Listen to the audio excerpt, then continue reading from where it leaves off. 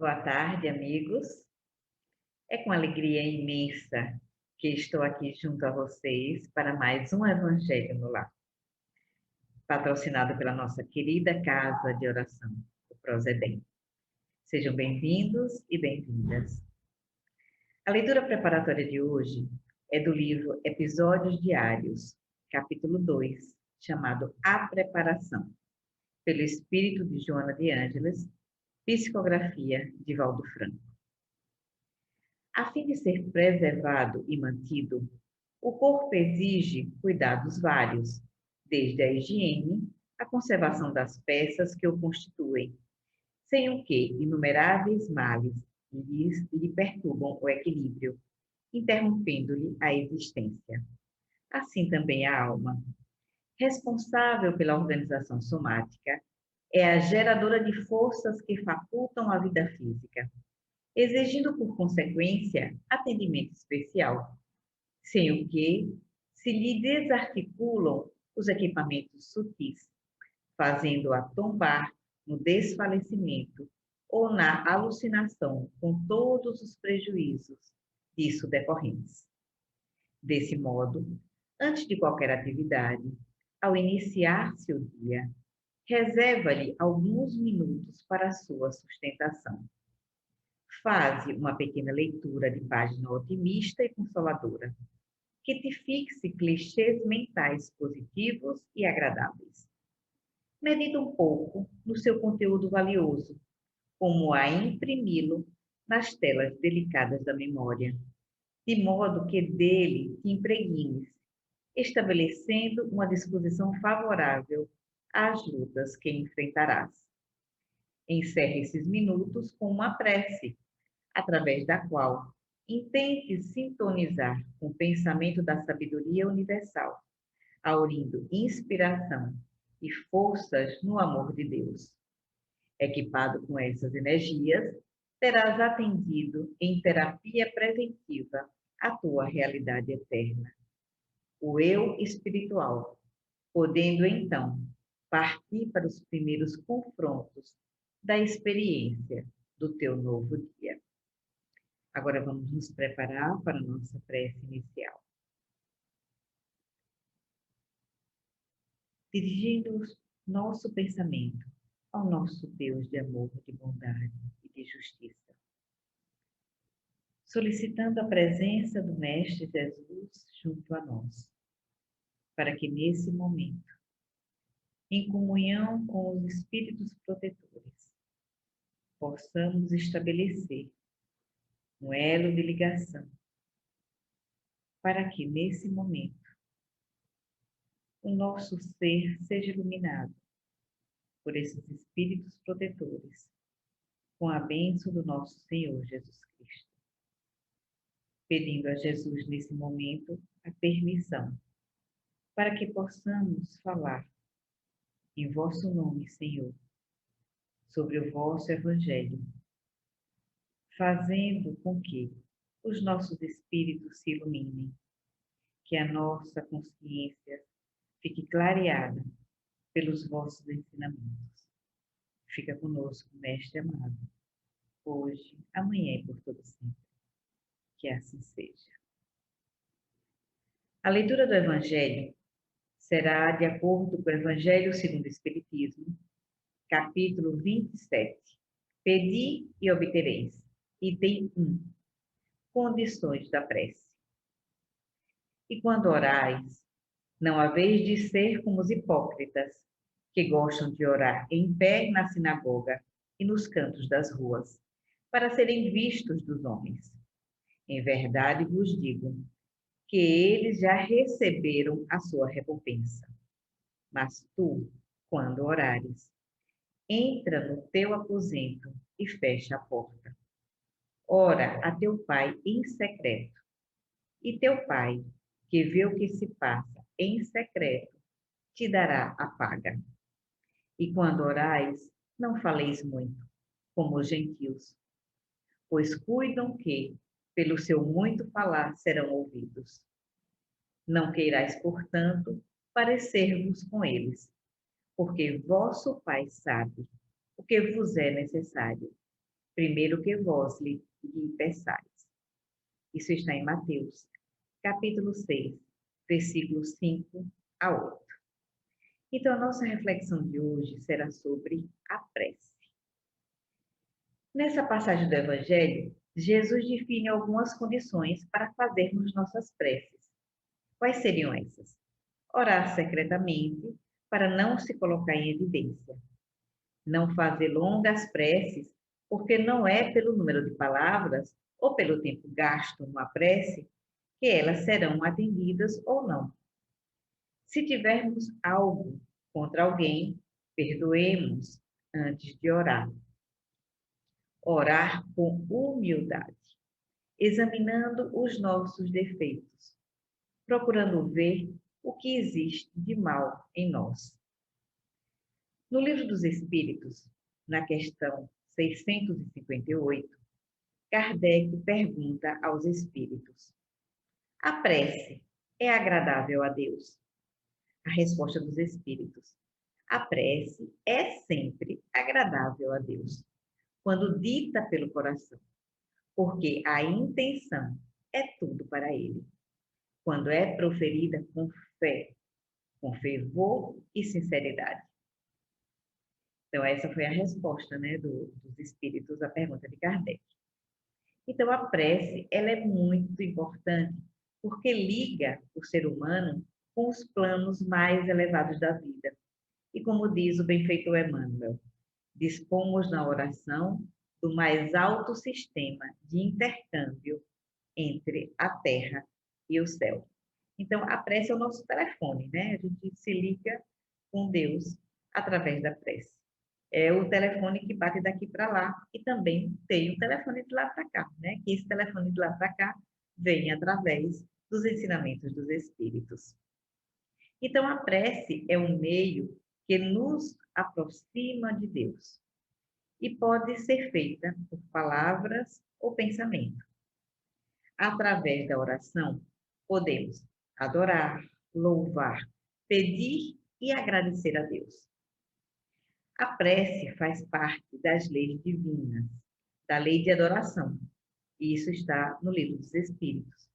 Essa lei de adoração consiste na elevação do pensamento a Deus, quando nesse momento o ser humano aproxima-se de Deus, aproxima a sua alma, como está escrita no Livro dos Espíritos, na questão 649.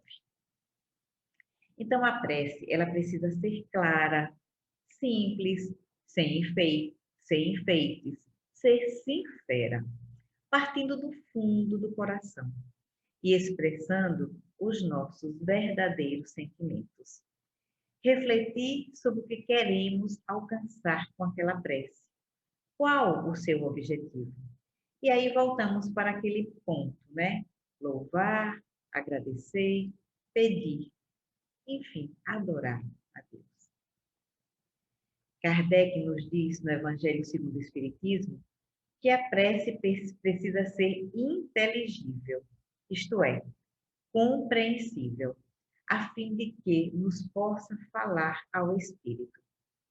Pela prece, o homem atrai o concurso dos espíritos bons, que vem sustentá-lo em suas boas resoluções e inspirar-lhes bons pensamentos. Ele adquire, desse modo, a força moral para vencer as dificuldades e voltar ao caminho reto, se deste se afastou. No livro Entre a Terra e o Céu, pelo espírito André Luiz, psicografia de Chico Xavier, essa história desse livro se desenrola a partir de uma prece fervorosa de um adolescente. Ela se chama Evelina. É um apelo aflitivo que ela faz, direcionado à sua genitora, que já estava desencarnada. Evelina, passando por uma imensa luta moral, vendo seu pai sofrendo pelo desencarne do filho mais novo, de apenas 8 anos, por afogamento.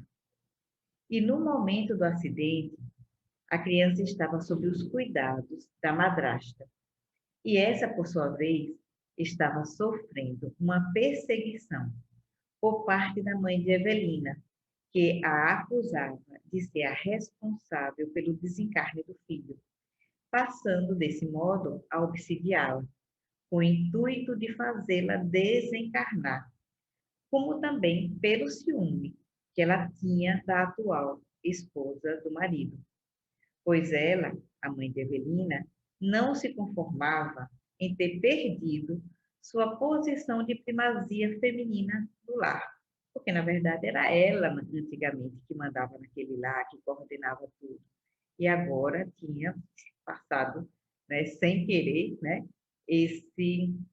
essa posição para a atual esposa do pai de Evelina.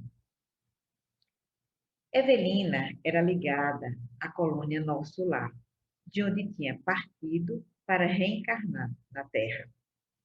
Ela está ligada aos pais há muitos séculos e veio com a tarefa de auxiliar os pais e garantir a sua própria evolução, e tinha méritos acumulados na vida espiritual. Evelina dirige suas preces pedindo a ajuda da genitora, mas essa estava tão envolvida em teias de sombras, né, criadas pela própria mente dela, devido ao ciúme e ao ódio, e ela não tinha como ajudar a menina. Mas nenhuma prece feita com o mais puro sentimento do coração fica perdida. E essa prece de Evelina chega ao setor de preces de Nosso Lar. E Clarencio, né, que era o ministro, um dos ministros, né, de Nosso Lar, é colocado a par da prece que Evelina fez. E essa súplica, né, que foi feita assim com tanta emoção, com tanto sentimento, com tanto ardor, né? Aí ele explica para André Luiz que aquela é uma prece chamada refratada. E o que vem a ser uma prece refratada? É aquela cujo impulso luminoso teve a sua direção desviada, passando a outro objetivo. Então, Clarence explica que Evelina recorre ao espírito materno, que naquele momento não se encontra em condições de escutá-la, mas a solicitação não se perde. Feita a prece em elevada frequência, né? Elevada frequência vibratória, né? Assim, muito fervorosa, sentida, a súplica de Evelina atravessa os círculos inferiores da Terra e encontra o apoio que não lhe faltará. Vejam vocês, amigos, como é grandiosa a providência divina, que não desampara nenhum dos seus filhos. Todas as preces são boas, independente da religião, ou até mesmo aquela pessoa sem religião que faz um pedido e que esse pedido, ele feito de forma fervorosa, é atendido. Porque o que vale é que sejam feitas com o coração, com o sentimento, e não, como diria minha mãe, da boca para fora. A prece pode ser feita em verso, em prosa, cantada, falada ou simplesmente pensada, em qualquer idioma, porque o que Deus entende mesmo é da sinceridade do coração que ora. No capítulo 45 do livro Pão Nosso, Emmanuel, comentando Marcos, capítulo 11, versículo 25, ele diz o seguinte, Marcos diz assim, né, que é a fala de Jesus, que Marcos coloca nesse versículo. E quando estiverdes orando, perdoai. Nos diz que, quando se volta a alma aos corações, aos santuários divinos do plano superior, por meio da oração, põe-se a consciência em contato com o sentido eterno e criador da vida infinita, pois a mente que ora permanece em movimentação na esfera invisível. Quando Jesus nos diz que, quando estivermos orando para perdoarmos, nos faz pensar que se não fizermos uma análise de nós mesmos, enfrentando nossa consciência, como poderemos manter sinceridade na oração? Essa reflexão nos dá a certeza de como é necessário nos conhecermos, pois assim poderemos dispor da energia mais pura da nossa alma. E Deus, que nos conhece, nos atenderá de acordo com as nossas necessidades de progresso. A prece não nos livra das provações, mas nos dá resignação, coragem, força para enfrentá-las.